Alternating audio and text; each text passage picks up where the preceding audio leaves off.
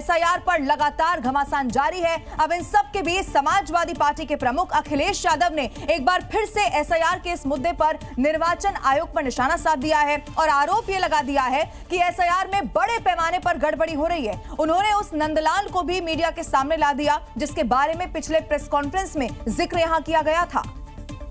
मैंने इनको दिया और बताया कि नंदलाल को किसी ने खोजा नहीं, वो खुद चलकर उनके पास आए। अखिलेश यादव ने नंदलाल को 1 लाख रुपए भी दिए क्योंकि उन्होंने कहा था कि जो नंदलाल को खोज कर लाएगा वो उसे 1 लाख रुपए देंगे। जो आपको देना था मुझे वही प्राइज मैंने इनको दिया। 1 लाख रुपए हम लोग इनकी बहादुरी के लिए और इन्होंने जो लोकतंत्र बचाया उसके लिए। इसके साथ ही अखिलेश यादव ने बताया कि नंदलाल के नाम से 26 फॉर्म भरे गए हैं लेकिन उन्हें पढ़ना लिखना ही नहीं आता। आरोप लगाया कि इनके फॉर्म पर बीजेपी कार्यकर्ताओं ने साइन किए। जो नंदलाल हमारे साथ खड़े हैं ये वही नंदलाल हैं जिनके भारतीय जनता पार्टी ने दस्तखत कराए थे। अखिलेश यादव ने मांग की है कि चुनाव आयोग फॉर्म 7 भरवाना तुरंत बंद करे। समाजवादी पार्टी विधानसभा में इस मुद्दे को उठाएगी। मतलब साफ है, बजट सत्र एसआईआर के मुद्दे पर गर्म रहने वाला है।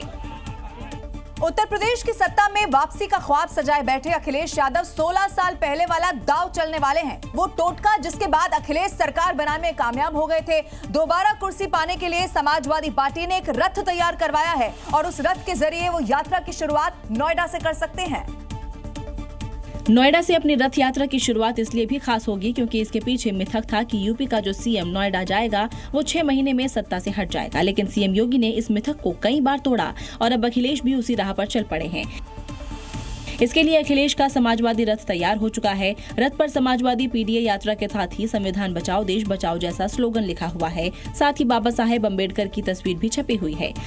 अखिलेश का ये टोटका 2012 वाला है जब उन्होंने साइकिल यात्रा गौतम बुद्ध नगर से शुरू की थी। इसके बाद वो सत्ता में आए थे। ऐसे में शायद अखिलेश को उम्मीद है कि नोएडा से अपना चुनावी अभियान शुरू करेंगे तो वो 2027 में सत्ता में लौटेंगे। अखिलेश चुनावी कैंपेन शुरू करने वाले हैं और इसके लिए वो हर कोशिश कर रहे हैं ताकि सत्ता में लौट सकें। और अब बात पश्चिम बंगाल के मुर्शिदाबाद की करते हैं जहां हुमायूं कबीर बाबरी मस्जिद का निर्माण शुरू करने वाले हैं, लेकिन निर्माण शुरू होने से पहले ही उसे गिराने वाले पोस्टर यहां पर लग गए हैं। उत्तर प्रदेश के लखनऊ में पोस्टर के जरिए विश्व हिंदू रक्षा परिषद ने आर पार का एक बड़ा ऐलान कर दिया है। पोस्टर में हुमायूं कबीर को मुगल आक्रांता के तौर पर दिखाया है तो साथ में ममता बनर्जी की फोटो भी लगी हुई है। विश्व हिंदू रक्षा परिषद ने लिखा है, हुमायूं हम आएंगे, बाबरी फिर से गिराएंगे, बटोगे तो कटोगे हिंदू विरोधी सरकार। बाबरी को लेकर सियासत तेज हो चुकी है और इसी कड़ी में राजधानी लखनऊ के अलग अलग जगहों पर पोस्टर लगाकर सीधे तौर पर ये चैलेंज दिया गया है। यानी अब मुर्शिदाबाद में आर पार की लड़ाई होगी क्योंकि हुमायूं कबीर की बाबरी मस्जिद का निर्माण 11 फरवरी को होना है। प्रदर्शन करें और साथ में अगर स्थिति अगर वो आएगी तो हम लोग कब्र भी खोदने का काम करेंगे हुमायूं कबीर की। इसी को कोई रोकना चाहते हैं तो मुर्शिदाबाद तो आना पड़ेगा ना। नहीं, किसी को कोई डरते नहीं। हुमायूं कबीर 3 बाबरी मस्जिद बनाने का ऐलान कर चुके हैं, लेकिन उनकी पहली बाबरी का निर्माण से पहले ही गिराने की आवाज बुलंद हो गई है। मुसलमानों को लेकर खुलेआम टिप्पणी करने वाले असम के सीएम हिमंता बिस्वा शर्मा अब अपने एक नए वीडियो से विवादों में आ चुके हैं जिसमें वो हाथ में बकायदा गन लेकर मुसलमानों पर निशाना लगा रहे हैं। हालांकि असम को विदेशी मुक्त करने का यह विज्ञापन बीजेपी ने पोस्ट किया था, लेकिन बवाल बढ़ता देख उसे बाद में डिलीट कर दिया गया। इस चुनावी एड में पहले ही फ्रेम में हिमंता एक राइफल लेकर निशाना साधते नजर आए और उनके टारगेट पर हैं मुस्लिम वेशभूषा वाले लोग। वीडियो में आगे मियां भाई की तस्वीरों पर लिखा होता है नो मर्सी यानी कोई दया नहीं। अगले फ्रेम में हिमंता काउ बॉय बन घुसपैठियों को हाँक रहे हैं जिस पर लिखा है राष्ट्रहित सर्वप्रथम, बांग्लादेशियों को माफी नहीं, पाकिस्तान क्यों गए थे और विदेशी मुक्ति असम। एड ने सियासी आग लगा दी है। क्या हेमंत विश्वकर्मा के बाप की जागीर है हिंदुस्तान या आसाम? बस ये तो इससे ये समझ में आती है कि बीजेपी की मानसिकता।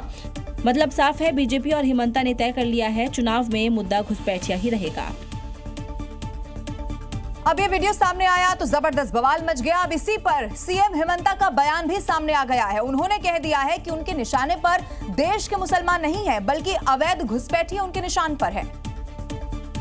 देश का मुसलमान और बांग्लादेशी मुसलमान का बीच में एक डिफरेंस है। देश का मुसलमान जो करना चाहते करे, लेकिन हम बांग्लादेशी मुसलमान को क्यों आने दूंगा? असम में बांग्लादेशी मुसलमानों को मियां मुसलमान बोलते हैं अभी देश का मुसलमान जो मियाँ मुसलमान का साइड ले रहा है, असम का मुसलमान इससे नाराज है। असम की मुख्यमंत्री हिमंता बिस्वा शर्मा ने कांग्रेस नेता गौरव गोगोई पर भी बेहद गंभीर आरोप लगा दिए हैं और कहा है कि गौरव और उनकी पत्नी एलिजाबेथ पाकिस्तानी एजेंट अली तौकीर शेख के बहुत करीबी हैं और इस पूरे मामले को वो केंद्रीय गृह मंत्रालय को भी भेजने वाले हैं। क्योंकि एलिजाबेथ भारत से जुड़ी कई जानकारियां इकट्ठा करती थी और पाकिस्तानी नागरिक अली शेख को रिपोर्ट देती थी। अली तौकीर शेख एलिजाबेथ को इस काम के लिए सैलरी देता था। हिमंता ने यह भी दावा किया कि अली तौकीर 2010 से 2013 के बीच 13 बार भारत आया था। उसका मकसद दुनिया में भारत विरोधी नैरेटिव तैयार करना था। Our state cabinet has decided that this matter should be further investigated by a central agency. Gaurav Gogoi ने पत्नी और अपने ऊपर लगाए गए आरोपों पर पलटवार किया है और कहा है कि मुख्यमंत्री झूठ बोल रहे हैं। सबसे झूठ बोलने वाला मुख्यमंत्री people of Assam very well no.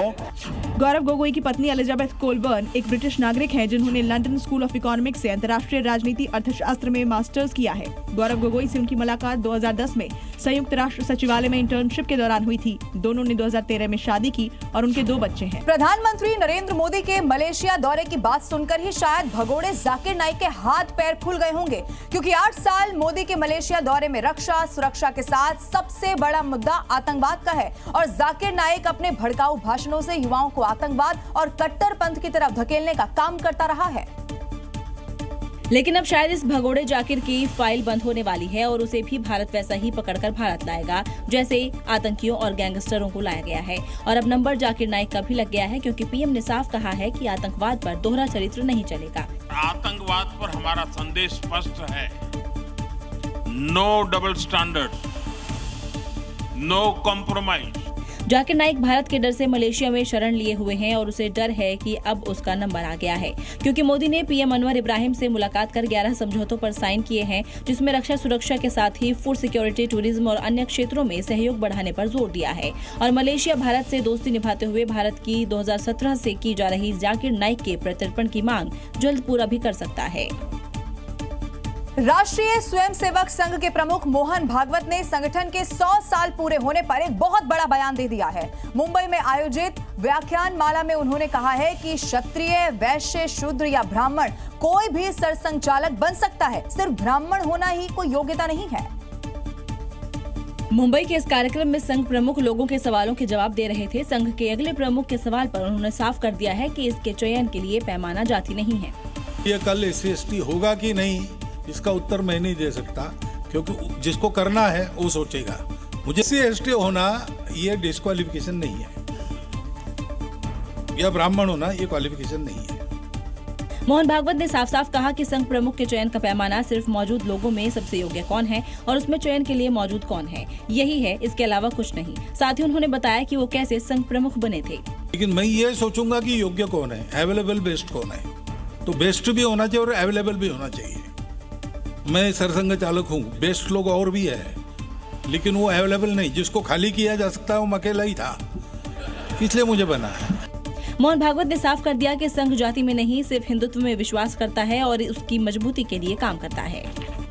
और आइए बात देश की राजधानी दिल्ली की करते हैं। दिल्ली की रेखा सरकार के 1 साल अब पूरे हो चुके हैं और इसी मौके पर दिल्ली सरकार ने दिल्ली की सबसे बड़ी समस्या यानी कि प्रदूषण को खत्म करने की दिशा में बड़े कदम उठाने की घोषणा कर दी है। इसी कड़ी में 500 नई इलेक्ट्रिक बसों की फ्लीट का गिफ्ट दिल्ली को अब सौंप दिया गया है। तो वहीं यमुना नदी में चलने वाली क्रूज भी अब तैयार हो चुकी है। दिल्ली की परिवहन व्यवस्था में शामिल हुई इन 500 बसों से कनेक्टिविटी को बड़ा बूस्ट मिलेगा। सरकार के 1 साल पूरा होने के मौके पर आयोजित इस कार्यक्रम में इन बसों को हरी झंडी दिखाई गई, जिसके साथ ही दिल्ली में 4000 ई बसें हो गई हैं।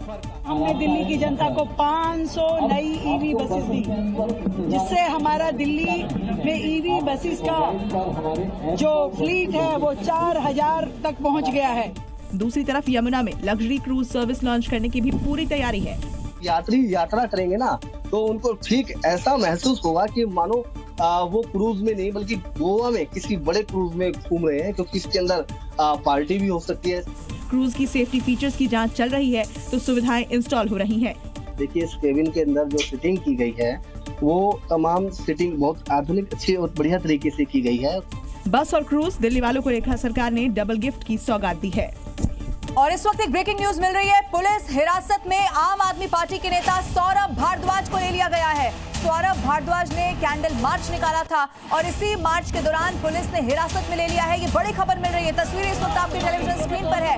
कमल ध्यानी की मौत पर यह मार्च निकाला गया था। लगातार प्रशासन पर, व्यवस्थाओं पर सवाल उठाने की सौरभ भारद्वाज कोशिश कर रहे थे और यही कैंडल मार्च निकालने के दौरान जब वो यहाँ पर पहुंचे तो देखिए पुलिस ने कैसे उन्हें हिरासत में ले लिया गया है। हालांकि ये एक संदेश भी है कि देखिए कोई भी चाहे आम आदमी हो या फिर नेता हो, वो कानून की नजर में हमेशा बराबर होता है। और आगे बढ़ते हैं। उत्तराखंड की बेटी अंकिता भंडारी की हत्या को 4 साल का वक्त अब हो चुका है। कोर्ट ने आरोपियों को सजा भी दे दी है, लेकिन वीआईपी कौन था, सच अभी भी गहराई में दबा हुआ है। आज देहरादून के परेड ग्राउंड में उमड़ी भारी भीड़ ने एक बार फिर से सवाल खड़े कर दिए हैं कि वो वीआईपी आखिर था कौन। याद कीजिए 2022 में 19 साल की अंकिता भंडारी को पुलकित आर्य और उसके 2 साथियों ने इसलिए मार डाला क्योंकि उसने एक वीआईपी की सर्विस देने से इनकार कर दिया था। तीनों दोषियों को उम्र कैद हो चुकी है, लेकिन असली साजिशकर्ता वो अज्ञात वीआईपी आज भी आजाद। इसलिए आज देहरादून में महापंचायत बुलाई गई, जिसमें अंकिता के माता पिता समेत कई लोग इकट्ठा हुए। इस दौरान मंच से अंकिता के पिता बहुत भावुक दिखे।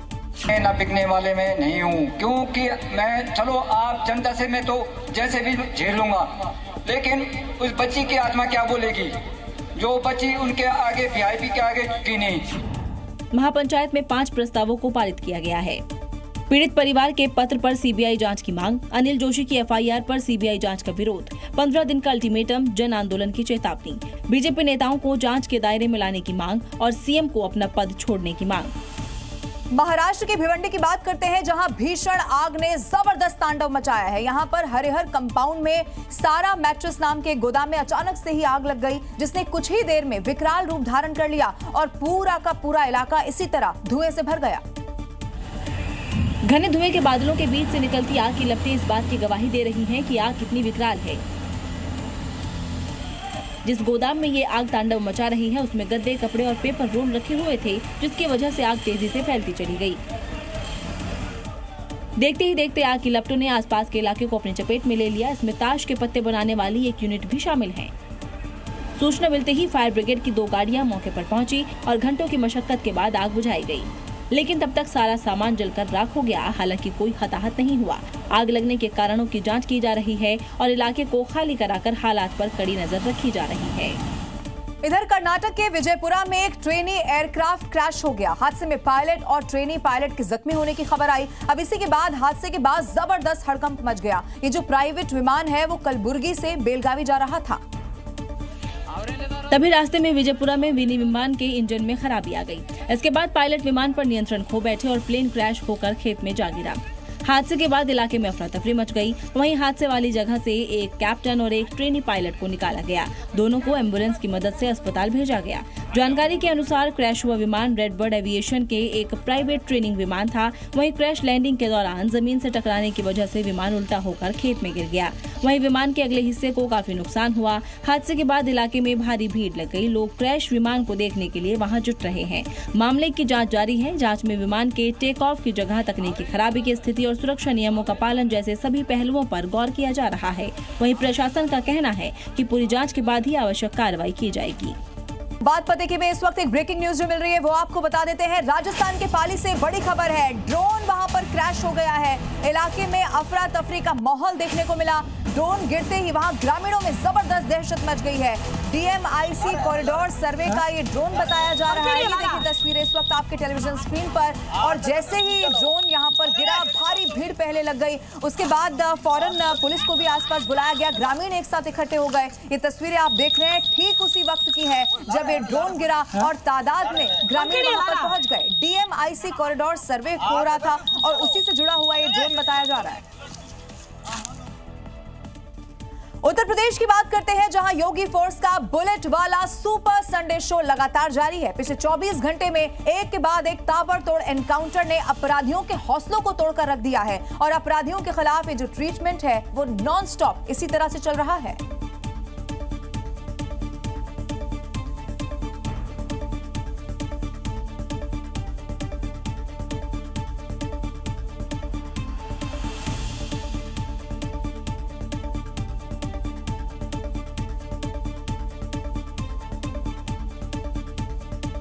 और आइए उत्तर प्रदेश के बाद अब बात हरियाणा की भी करते हैं, जहां यमुनानगर में उस वक्त जबरदस्त हड़कंप मच गया जब अस्पताल और मॉल में बदमाशों ने दहशत फैलाने के इरादे से ताबड़तोड़ फायरिंग कर दी। लेकिन फायरिंग के 4 घंटे के बाद ही अपराधियों को योगी मॉडल वाला इलाज यहां दिया गया है। आरोप अब अस्पताल में अपने किए की ये जो आरोपी हैं वो सजा भुगत रहे हैं।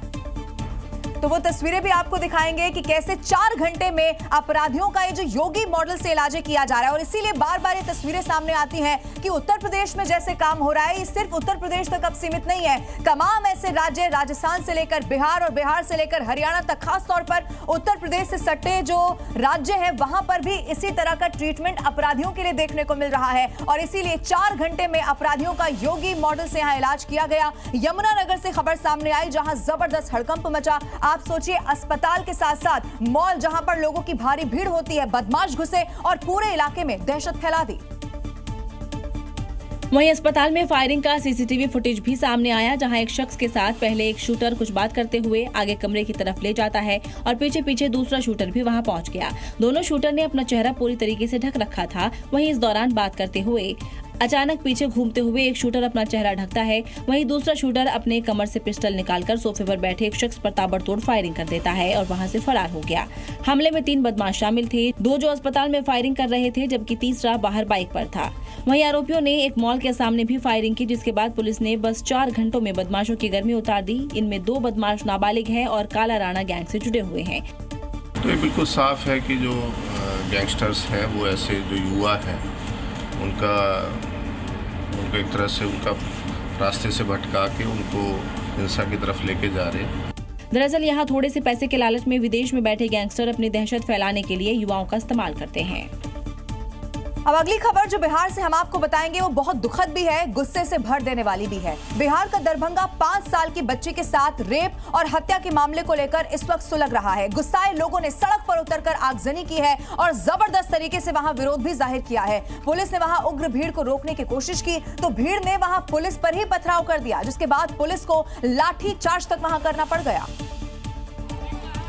घटना की जानकारी मिलते ही हाथों में डंडा और दिल में लिए गुस्सा, लोग प्रदर्शन के लिए उतर गए। हाथों में दरिंदे को फांसी देने की मांग वाले प्ले कार्ड थे।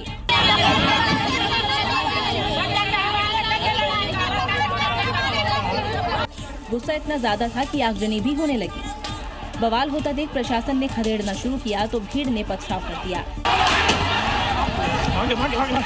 आखिर में पुलिस को लाठीचार्ज करना पड़ा।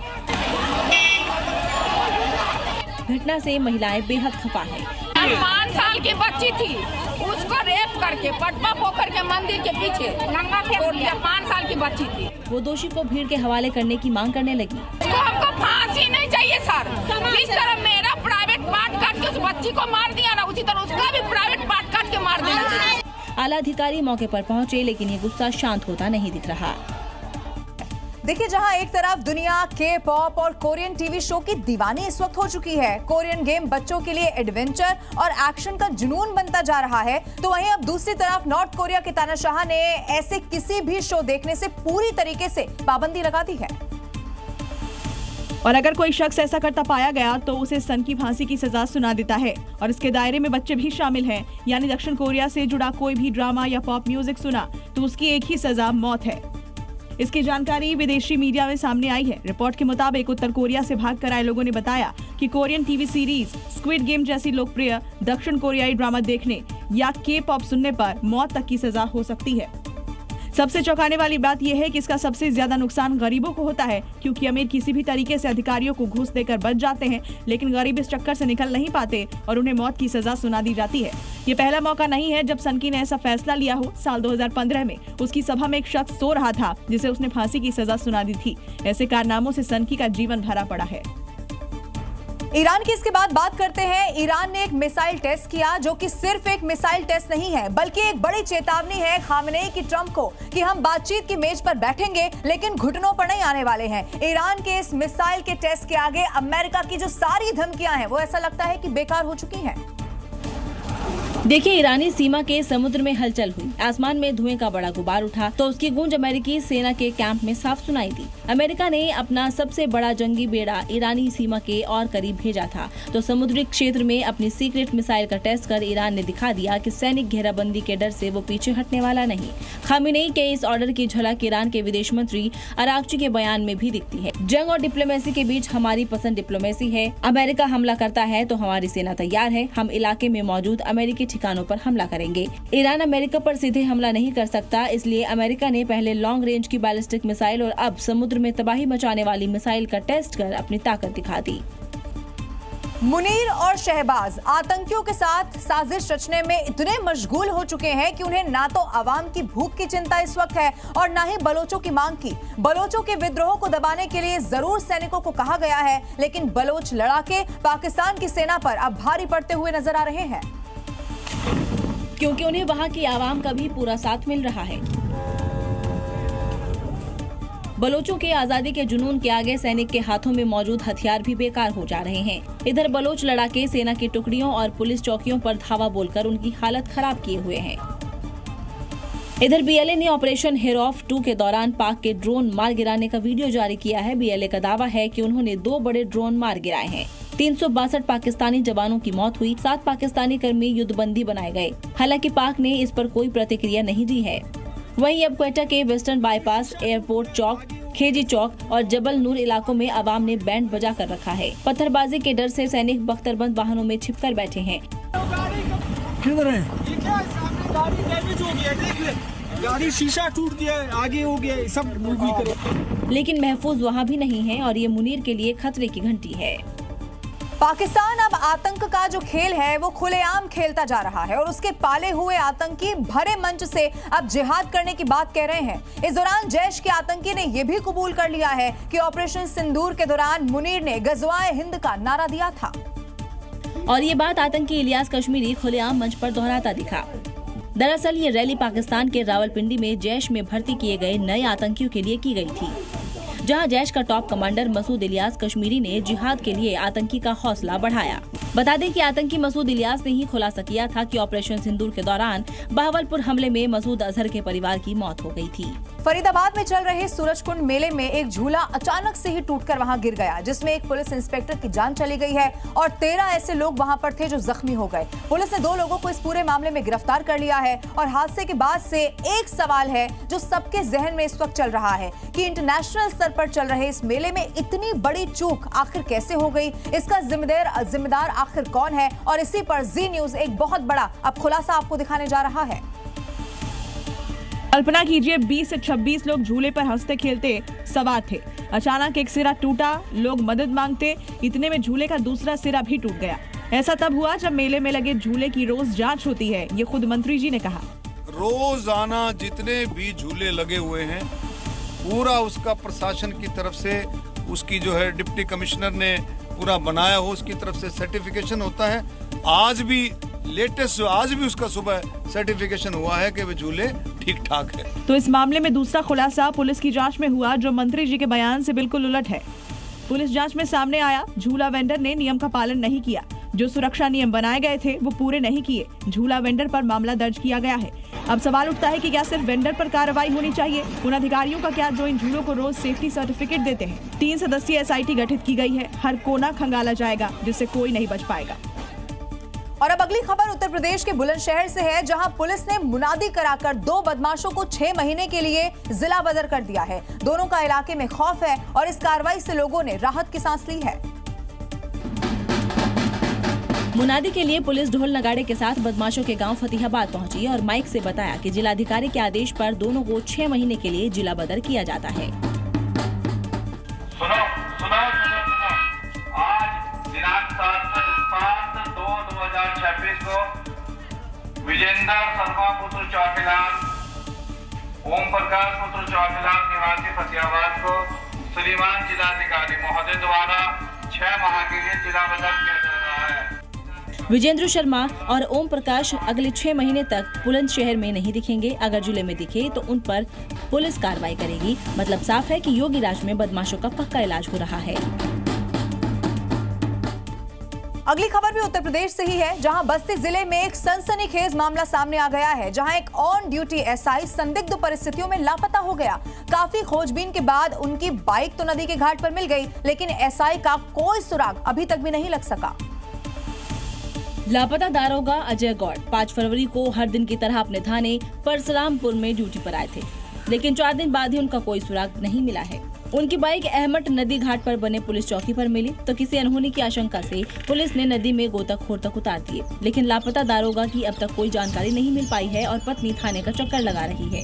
5 तारीख से हमारे husband sub inspector Ajay Kumar Parshurampur थाना से लापता है। परिवार से संपर्क करने के बाद इसके परिवार से एप्लीकेशन प्राप्त हुई है, जिसमें इनकी पूछताछ लिखी गई है। विभिन्न एंगल्स पे काम चल रहा है ताकि इनको हम लोग सकुशल बरामद कर लें।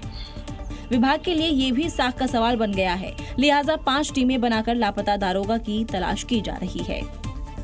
फास्ट फूड जो है वो कितना खतरनाक हो सकता है, इसका एक बहुत डरावना मामला सामने आ गया है बिहार के आरा से, जहां एक 15 साल के लड़के की पिज्जा खाने से तबीयत खराब हो गई और अस्पताल पहुंचने से पहले ही उसने दम तोड़ दिया। परिवार का आरोप है कि रात को बलवीर ने एक दुकान से पिज्जा खाया था। रात में पिज्जा खाने के कुछ घंटों बाद उसकी तबीयत खराब होने लगी। सुबह उसकी हालत अचानक ज्यादा बिगड़ गई, उसे बार बार तेज दस्त होने लगे। कमजोरी इतनी बढ़ गई कि वो गली में ही गिर पड़ा और उठ भी नहीं पा रहा था। घर वाले तुरंत उसे बिहिया पीएचसी ले गए। वहां डॉक्टरों ने उसकी हालत गंभीर देखकर 3-4 इंजेक्शन दिए और उसे तुरंत आरा सदर अस्पताल रेफर कर दिया। लेकिन दुख की बात यह है कि सदर अस्पताल पहुंचने से पहले ही रास्ते में उसकी मौत हो गई। पिज्जा खाया, ये घर पे बताया गया है, जो जिस लड़का के साथ खाया है उस लड़का को हम फोन किए हैं तो कहा है कि हमारे उसी के द्वार पर पिज्जा का दुकान है, पिज्जा ही खाया है। बलवीर की मौत से परिवार में मातम छा गया है। मां का रो रो कर बुरा हाल है। पुलिस मामले की जांच कर रही है। फिलहाल ये मामला संदिग्ध फूड पॉइजनिंग का माना जा रहा है, लेकिन अंतिम निष्कर्ष पोस्टमार्टम रिपोर्ट आने के बाद ही निकलेगा। इधर झारखंड के रांची में पुलिस ने अवैध हथियार फैक्ट्री का पर्दाफाश कर दिया है, लेकिन खुलासे ने सबको हैरान किया। वो है ये कारोबार जो है एक लोहार चला रहा था और जिसने फिल्मों की तरह अपने घर में फैक्ट्री का सेटअप लगा रखा था। काले नकाब के नीचे है आम लोहार नारायण लोहरा, जो दिन भर हथौड़ा घन से लोहे का आकार देता है। रात होते ही वो उसी हुनर को मौत का हथियार बनाने में झोंक देता था। पिछले 5 सालों से उसके घर की 4 दीवारी के पीछे शौचालय के नीचे गुप्त तहखाने में चल रही थी मिनी गन फैक्ट्री। पुलिस की टीम ने आरोपी के घर छापा मार दिया। इस दौरान अवैध हथियार और सामग्री बरामद की गई, जिसमें 19 पीस देसी अवैध हथियार, आधे बने हथियार के 4 पीस, हथियार बनाने की सामग्री 4 सेट। पुलिस की पूछताछ में खुलासा हुआ कि एक हथियार बनाता था और 10 से 15 हजार रुपए में बेच देता था। कोई बड़ा गैंग या सिंडिकेट, पुलिस अभी जांच कर रही है। तो उक्त सूचना के आलोक में डीएसपी सिल्ली के नेतृत्व में एक टीम का गठन किया गया, जिसमें थाना प्रभारी अनगढ़ा ने जाके उस मिनी गन फैक्ट्री पे रेड किया और वहाँ पे एक व्यक्ति को पाया। उसका नाम नारायण लोहरा है। पुलिस जांच कर रही है कि वो किन किन लोगों को हथियार सप्लाई करता था और इस नेटवर्क में और कौन कौन शामिल हैं। रील बनाने का शौक 4 युवकों को बहुत भारी पड़ गया। बिहार की रोहतास पुलिस ने डेहरी के मुफस्सिल थाना क्षेत्र से 2 वीडियो क्रिएटर्स और उनके 2 साथियों को गिरफ्तार कर लिया है, जो कि पुलिस की वर्दी पहनकर और स्कॉर्पियो के साथ वीडियो बना रहे थे। फर्जी पुलिसकर्मी बनकर सड़क पर रौब झाड़ रहे ये लोग वीडियो क्रिएटर्स हैं, जो रील बनाकर सोशल मीडिया पर डालते हैं और उससे कमाई करते हैं। पहली नजर में देखकर यही लग रहा है कि पुलिस सड़क पर चेकिंग अभियान चला रही है, लेकिन धोखे में मत आइए। यहाँ पुलिस और अपराधी दोनों दोस्त हैं, बस रील के लिए सड़क पर एक्टिंग कर रहे हैं। सूचना मिली तो पुलिस मौके पर पहुंची और देखा कि युवक वर्दी पहनकर आने जाने वाले लोगों को रोक रहे हैं और वीडियो शूट कर रहे हैं। पुलिस को देखते ही इन रील बनाने वालों के होश उड़ गए और घेराबंदी कर उन्हें गिरफ्तार किया गया। पुलिस ने इनकी गाड़ी भी जब्त कर ली है। अब रीलबाजों से पूछताछ कर रही है। इस घटना ने सोशल मीडिया के लिए कानून का उल्लंघन करने वाले दूसरे क्रिएटर्स के बीच हड़कंप मचा दिया है, क्योंकि पुलिस ने साफ कर दिया है कि रील के नाम पर वर्दी का दुरुपयोग बर्दाश्त नहीं किया जाएगा। और अब बात मुंबई की करते हैं, जहां से एक बड़ा ही हैरान कर देने वाला मामला सामने आया है, जहां एक संदिग्ध व्यक्ति बुर्का पहनकर रिजर्व लोकल ट्रेन के महिला डिब्बे में घुस गया, जिसने सुरक्षा व्यवस्था पर बहुत बड़े सवाल खड़े कर दिए। बुर्के में कोई महिला नहीं बल्कि पुरुष है, जो सीएसएमटी की तरफ जा रही लोकल ट्रेन में सवार था। जैसे ही ट्रेन घाटकोपर स्टेशन के करीब पहुंची, महिला यात्रियों को बुर्का पहने एक संदिग्ध व्यक्ति पर शक हुआ। महिलाओं ने गौर से देखा तो बुर्के के अंदर एक युवक मौजूद था। इसके बाद महिला यात्रियों ने हंगामा शुरू कर दिया और कुछ ने वीडियो भी रिकॉर्ड कर दिए। So guys be careful. Ghatkopar में लेडीज़ डब्बे में यह आदमी बुर्का पहन के चढ़ा है, सो प्लीज़ केयरफुल रहना। लेडीज़ को टच कर रहा था और ये चोरी करने के हिसाब से आया था या फिर किस हिसाब से हम लोगों को नहीं पता, बट प्लीज़ केयरफुल रहना मुंबई CST ट्रेन में। Please girls, please careful.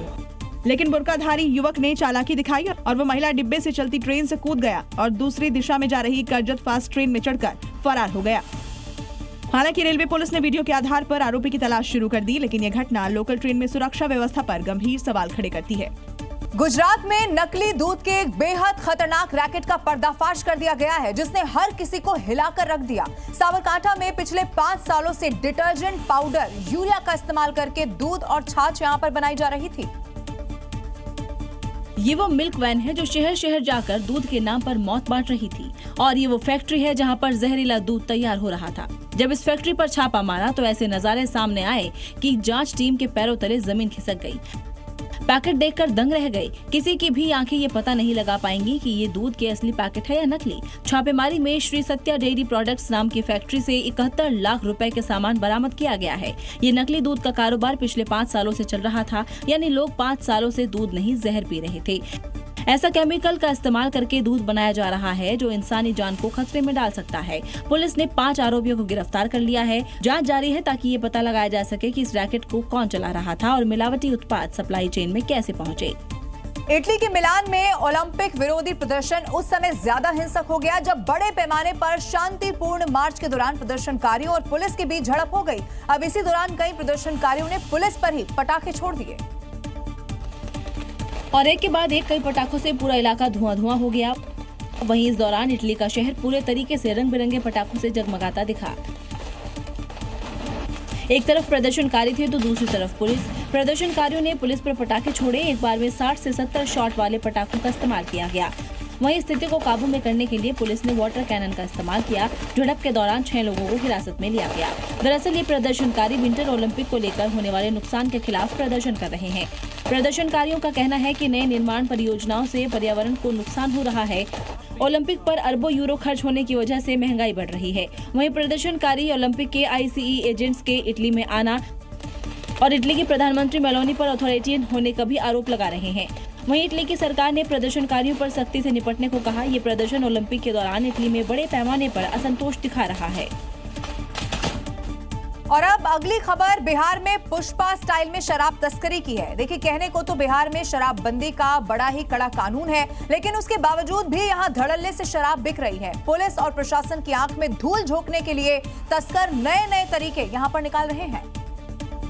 अब इन 2 तस्वीरों को देखिए। बिहार में शराब तस्कर सड़क और नदी मार्ग से शराब ला रहे हैं। होली के दौरान ऊंची कीमत पर शराब बेचने का प्लान है, लेकिन समय रहते पुलिस ने इनके मंसूबों पर पानी फेर दिया। मुजफ्फरपुर में इस ट्रक से 70 लाख की शराब बरामद हुई है। पुलिस को पता न चले इसके लिए ट्रक में तहखाना बना रखा था। देखिए, उसी तहखाने से एक एकड़ शराब की पेटियां निकल रही हैं। किसी को पता न चले इसके लिए ऊपर सीमेंट का पिलर लोड था। नीचे तहखाने में शराब रखी हुई थी। पुलिस ने 2 तस्करों को गिरफ्तार किया है। अब पटना की इस तस्वीर को देखिए। गंगा नदी के रास्ते नाव के माध्यम से शराब की तस्करी का खुलासा हुआ है। दानापुर पुलिस ने नाव से लाखों की शराब बरामद की है। बताया जा रहा है कि उत्तर प्रदेश से बिहार में गंगा नदी के रास्ते शराब की तस्करी कर रहे हैं। रंगों के त्योहार में जाम के इंतजाम में शराब माफिया लगे हुए हैं। इन्हें रोक पाना बड़ी चुनौती है। देहरादून की बात करते हैं, जहां पेयजल विभाग की बड़ी लापरवाही का वीडियो अब सामने आ चुका है। इसके कारण एक मासूम की जान खतरे में पड़ गई, लेकिन मासूम की मां ने अपने जिगर के टुकड़े को मौत के मुंह से भी निकाल लिया। 3 तस्वीरों को देखिए। ग्रेटर नोएडा में पानी के गहरे गड्ढे में गिरने से युवराज की मौत हुई। फिर दिल्ली के जनकपुरी में कमल और सिस्टम का फेलियर। देहरादून में भी कम नहीं है।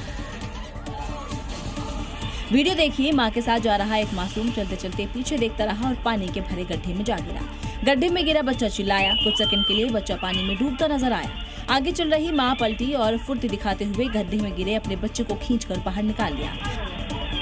दरअसल यहाँ सड़क किनारे पेयजल लाइन की मरम्मत के लिए गहरा गड्ढा खोदकर खुला छोड़ दिया गया, लेकिन ना तो कोई बैरिकेड लगाया गया और ना ही कोई चेतावनी बोर्ड। सीसीटीवी में साफ दिख रहा है कि अगर मां कुछ भी सेकंड देर करती तो हादसा जानलेवा हो सकता था। अब सवाल ये है कि लापरवाह अधिकारियों पर कार्रवाई होगी या फिर किसी बड़े हादसे के बाद ही जिम्मेदारी तय की जाएगी।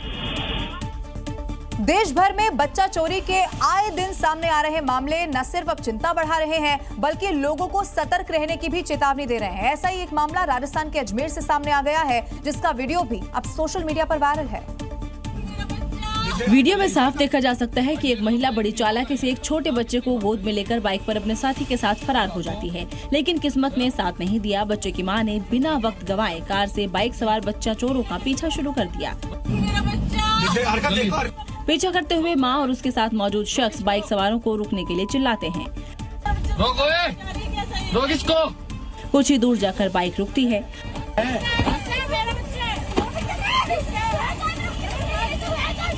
रोते हुए असली मां बच्चे को झपटकर उससे छीन लेती है, लेकिन चोर फिर भी इसे अपना बच्चा बताती है। इस पर गुस्साए लोगों ने थप्पड़ से सबक सिखाया, लेकिन सवाल ये है कि बच्चा चोरी की ऐसी कोशिशें आखिर कब रुकेंगी। सड़क पर जब आप चल रहे होते हैं उस वक्त आपको खुद तो सतर्क रहना ही होता है, लेकिन तब आप सोचिए क्या करेंगे जब तेज रफ्तार कार आपको सामने से ही आकर टक्कर मार दे। उत्तर प्रदेश के बिजनौर में हादसे का एक ऐसा ही खौफनाक वीडियो सामने आ चुका है,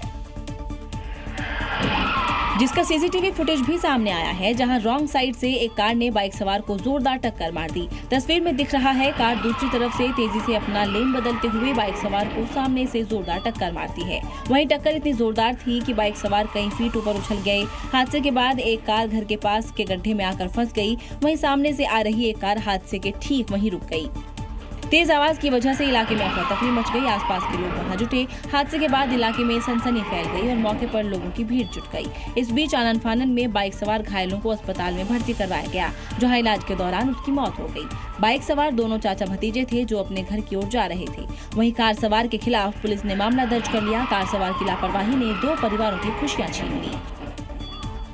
उत्तर प्रदेश के महाराजगंज की बात करते हैं, जहां स्कूली छात्रों के 2 गुटों के बीच मारपीट का एक मामला सामने आ गया है। छात्रों के बीच पहले तो किसी बात को लेकर कहासुनी हुई।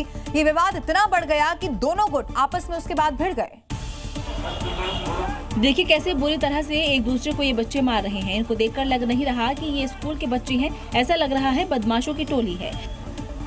सड़क को जंग के अखाड़े में बदल दिया है और दौड़ा दौड़ाकर एक दूसरे को बेरहमी से पीट रहे हैं। लात घूंसे थप्पड़ जिसको जैसे समझ आ रहा है वैसे पीट रहा है। बीच सड़क पर अफरा तफरी का माहौल है। लोगों को समझ ही नहीं आ रहा ये हो क्या रहा है।